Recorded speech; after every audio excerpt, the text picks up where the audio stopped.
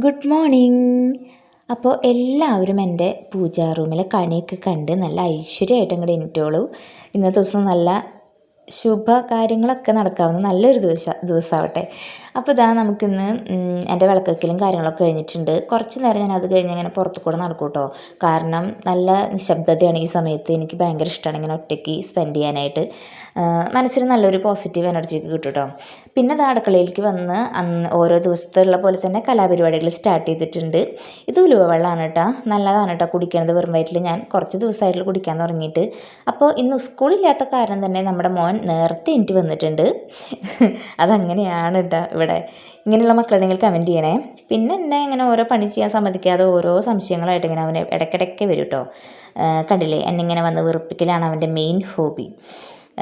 അത് കഴിഞ്ഞ് കുറച്ച് കഴിഞ്ഞപ്പോൾ നമ്മുടെ കിച്ചും എനിക്ക് വന്നിട്ടുണ്ടായിരുന്നു കേട്ടോ. പിന്നെ ഇവിടെ നല്ല പൊടി പൂരം മേളായിരുന്നു. എനിക്കൊന്നും എടുക്കാനായിട്ട് സാധിച്ചില്ല.